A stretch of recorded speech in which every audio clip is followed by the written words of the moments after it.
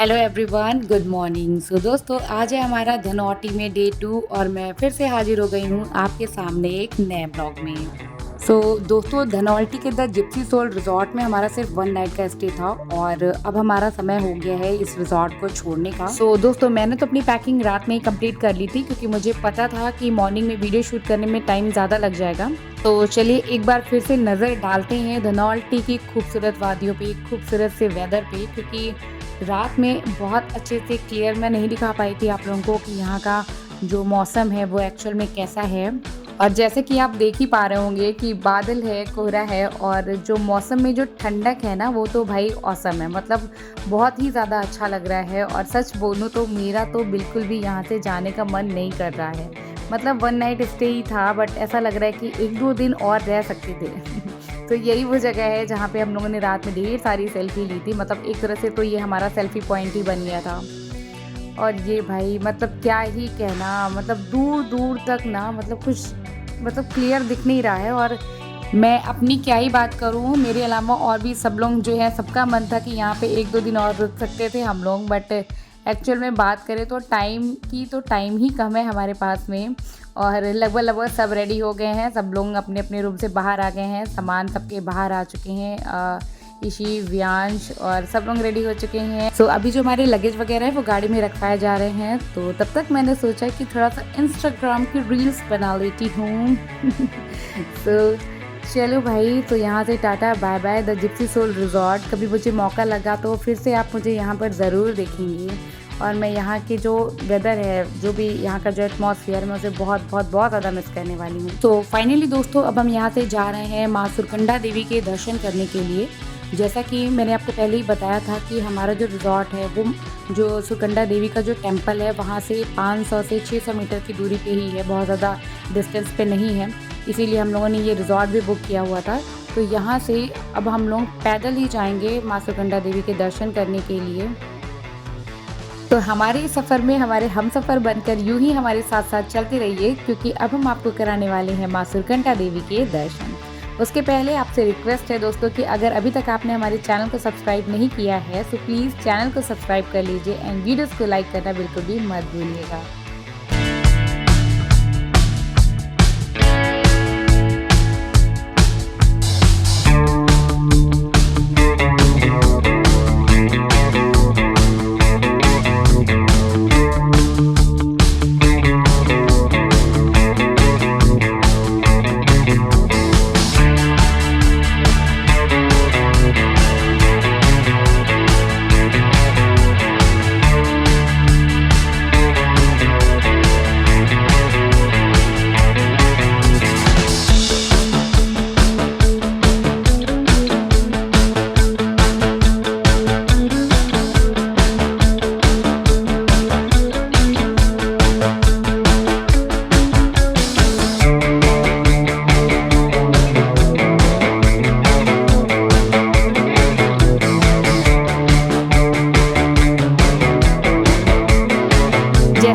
मैंने आपको इसके पहले वीडियो में भी बताया है कि माँ सुरकंडा देवी का ये जो टेम्पल है वो कद्दू खाल नाम की जगह पे पड़ता है।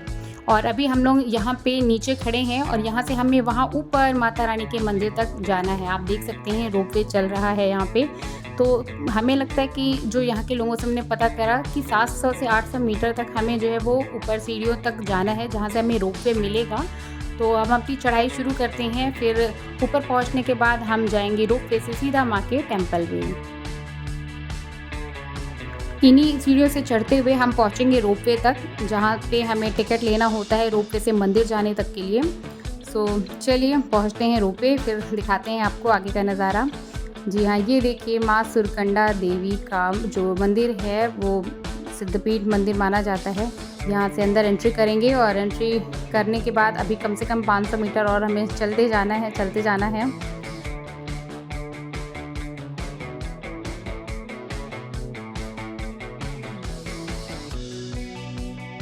ऊपर चलते चलते मैं आपको यहाँ के वेदर की एक झलक दिखाती हूँ। देख लीजिए कितना खूबसूरत मौसम है, कितना अच्छा नज़ारा है। यहाँ से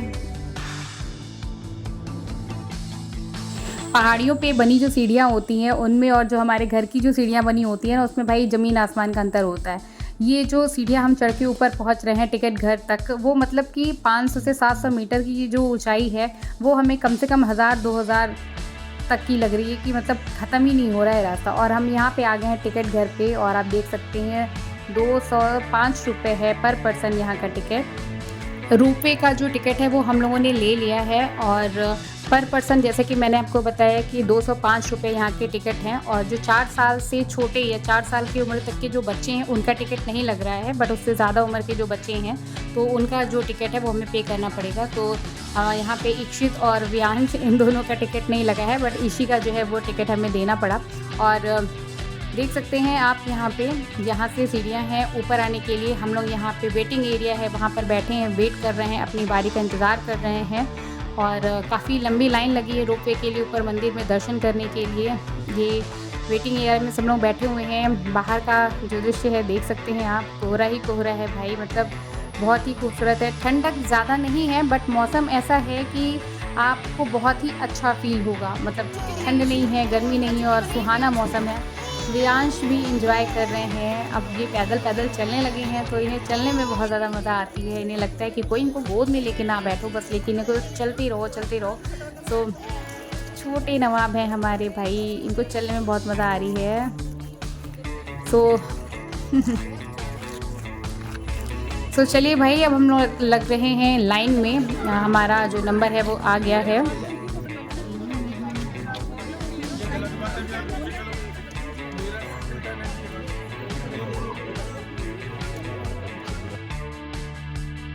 व्यांश का ये सेकंड टाइम है जब वो रोपवे में बैठेंगे। इसके पहले नेपाल ब्लॉग में आपने देखा होगा मनकामना टेम्पल हम लोग गए थे, तो तब व्यांश बहुत छोटे थे। वही उनका फर्स्ट टाइम था जब वो रोपवे में बैठा हुआ था और ये आज इनका सेकंड टाइम है।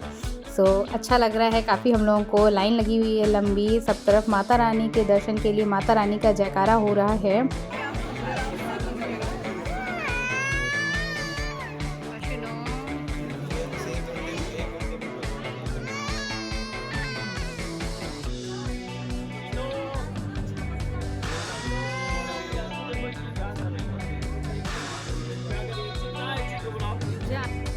भैया उठिए, जहाँ जहाँ खेलना है भैया को, जहाँ खेलेगा। अच्छा अच्छा, जा जा जा। सो फाइनली दोस्तों, हमने रोपवे वाले जो रूम है उसमें एंट्री कर ली है और आप देख सकते हैं यहाँ पे 3 रोपवे हैं। यही 3 रोपवे हैं जिनसे हमें ऊपर जाना और फिर थोड़ी देर बाद यही रोपवे हमें वापस यहाँ पे लेकर के आएगा। यहाँ रोपवे के इस डिब्बे में ये एक साथ 6 लोगों को अंदर बैठा रहे हैं। हमसे पहले एक और फैमिली है, उसके बाद हमारा नंबर है। सो हम लोग यहाँ बैठकर अपनी बारी का इंतज़ार कर रहे हैं।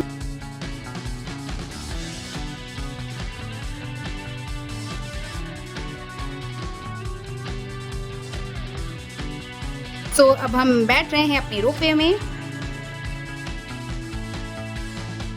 बोलो जय माता दी, जय माता दी, जय माता दी। देखिए सब लोग, देखिए सब लोग, जय माता दी। ये मजा आ रही है ईशी और व्यांश टटा। एकदम बच्चे भी एकदम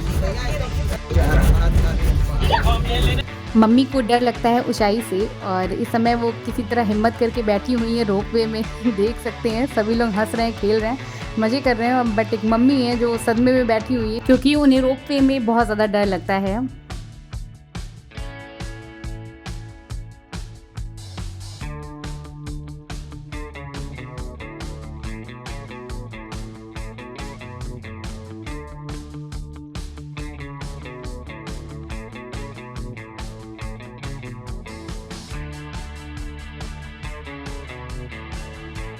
सो फाइनली हम लोग आ गए हैं ऊपर माँ सुरकंडा देवी के मंदिर वाली पहाड़ी पे। हमारा रोपवे पहुंच गया है और अब हमारे उतरने का समय हो गया है। चलो भाई अब उतरते हैं हम लोग जल्दी जल्दी।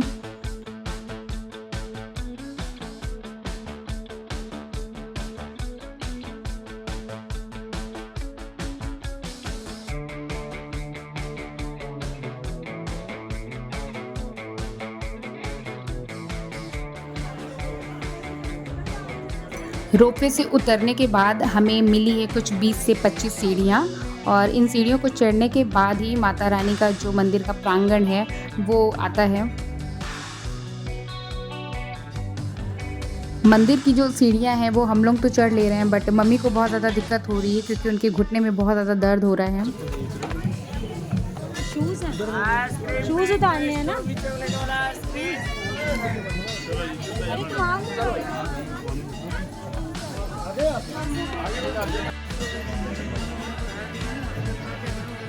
दोस्तों यहाँ पे मंदिर में प्रवेश करने से पहले हम लोगों ने अपने जूते चप्पल वहाँ पे उतार दिए थे और अपने पैरों को धुल करके, हाथ को धुल करके फिर अब हम मंदिर में प्रवेश करने जा रहे हैं।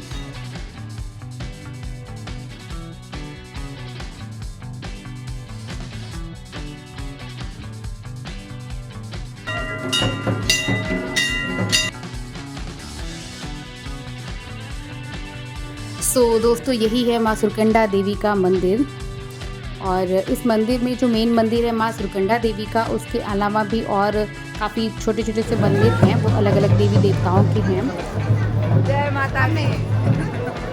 ये जो सरकुंडा देवी का टेम्पल है ये माता सती को समर्पित है और उन्हीं की कथा से जुड़ा हुआ है। माता सती जो कि भगवान शिव की पत्नी थी और पौराणिक देव राजा दक्ष की पुत्री थी। राजा दक्ष को भगवान शिव बिल्कुल भी नहीं भाते थे और अपनी पुत्री सती के इस चुनाव से वो काफ़ी ज़्यादा नाखुश थे कि उन्होंने पति के रूप में शंकर जी को चुना था। इसी नाते एक बार जब राजा दक्ष ने भव्य वैदिक यज्ञ का आयोजन किया तो भगवान शंकर को उसमें आमंत्रित नहीं किया, जिसके चलते सती माता काफ़ी ज़्यादा क्रोधित हो गई और उन्होंने अपने आप को अग्नि को समर्पित कर दिया। जिसके बाद माता सती के वियोग में भगवान शंकर ने उनके शव को अपने कंधे पर रख करके तब तक स्वर्ग में तांडव करने का निर्णय लिया जब तक कि उनका शरीर पूरी तरह से सड़ नहीं जाए। जिसके बाद जो सारे देवता थे वो संपूर्ण संसार के विनाश से अत्यंत भयभीत हो गए। जिसके बाद वो विष्णु जी के पास में गए और उनसे प्रार्थना करी कि वो शिव जी को शांत करें। जिसके बाद भगवान विष्णु ने अपना सुदर्शन चक्र चलाया और माता सती के शरीर के 51 टुकड़े कर दिए।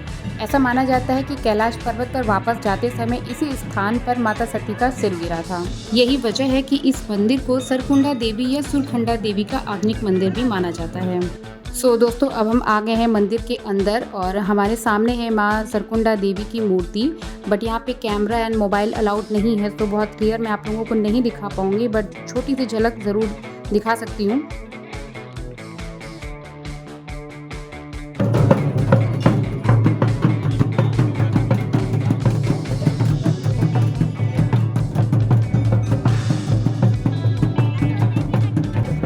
दोस्तों हमने कर लिया है माता रानी के दर्शन और अभी हम लोग आ गए हैं मंदिर से बाहर और अब हम करेंगे इस मंदिर के प्रांगण में जो अन्य देवी देवता हैं उनकी मूर्तियां हैं तो उनका भी दर्शन करना बनता है। धनौल्टी में आज का भी जो मौसम है बहुत ज़्यादा खूबसूरत है। हम लोग मंदिर की पहाड़ी पे ऊपर हैं और आप यहाँ से देख सकते हैं जो आसपास का नज़ारा है, दृश्य है, या कह सकते हैं आज का जो मौसम है वो बहुत ज़्यादा खुशनुमा है, बहुत ज़्यादा अच्छा लग रहा है यहाँ पे। फ़िलहाल अभी हम करते हैं बाकी के जो मंदिर हैं उनके दर्शन। हमारे साथ ऐसे ही बने रहिए। मंदिर में हम लोग जा रहे हैं दर्शन करने के लिए।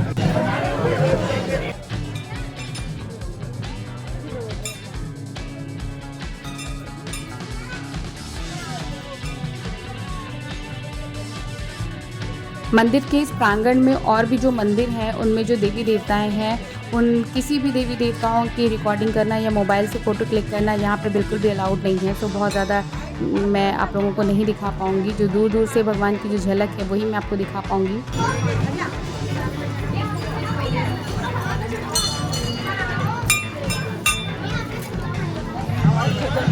हाँ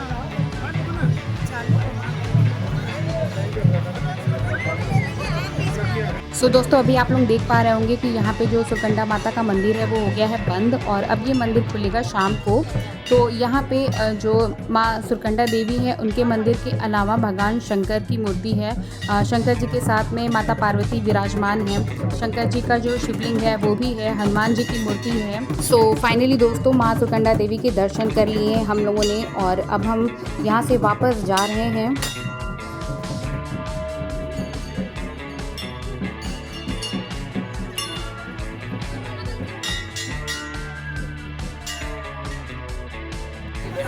यहीं पे उतारे थे हम लोगों ने अपने जूते चप्पल और अब हम अपने अपने स्लीपर सैंडल जूते चप्पल सब पहन करके अब फिर से अब चल रहे हैं रोपवे की तरफ क्योंकि अब हमें नीचे भी जाना है। अभी हम लोग आ गए हैं रोपवे वाले रूम में, जहाँ से हमें रोपवे में बैठ कर के नीचे जाना है। स्टार्टिंग में मैंने आपको जो रोपवे का प्राइस था वो नहीं बताया था, तो अभी मैं बता देती हूँ कि यहाँ पे जो रोपवे है वो पर पर्सन 250 रुपये आपको पे करने पड़ेंगे रोपवे से ऊपर आने के लिए। फ़िलहाल तो आप इतनी चढ़ाई है कि आप जो हेल्दी पर्सन है वो आराम से ऊपर चढ़ सकता है, बट रोपवे है तो फिर क्यों ही इतना कष्ट करना। अभी जो व्यांश हैं ये भी सो गए हैं, नींद आ गई है इनको। और बट इनका एक फंडा है कि जब भी ये किसी मंदिर में या सिद्धपीठ में जाते हैं दर्शन करने के लिए, तो जब तक दर्शन नहीं हो जाता इनकी आंखों में बिल्कुल भी नींद नहीं होती। ये बाकायदा भगवान के या देवी माँ के दर्शन करते हैं और दर्शन जैसे ही इनका कंप्लीट होता है इन्हें आ जाती है नींद और ये सो जाते हैं। अभी हमारा जो रोपवे है वो चल चुका है और अब हम लोग जा रहे हैं नीचे की तरफ। दोस्तों फिर से आपसे एक बार रिक्वेस्ट है कि अगर मेरी वीडियोज़ एंड ब्लॉग आपको अच्छे लगते हैं तो प्लीज़ मेरी वीडियोज़ को लाइक करिएगा, शेयर करिएगा एंड चैनल को सब्सक्राइब करना बिल्कुल भी मत भूलिएगा। स्टार्टिंग में आपने देखा होगा दोस्तों कि हम लोग सीढ़ी वाले रास्ते से गए थे ऊपर रोपवे तक, लेकिन अभी किसी ने हमें बताया कि ये शॉर्टकट है, बिल्कुल खड़ी उतरान है, बट जल्दी हम पहुँच जाएंगे।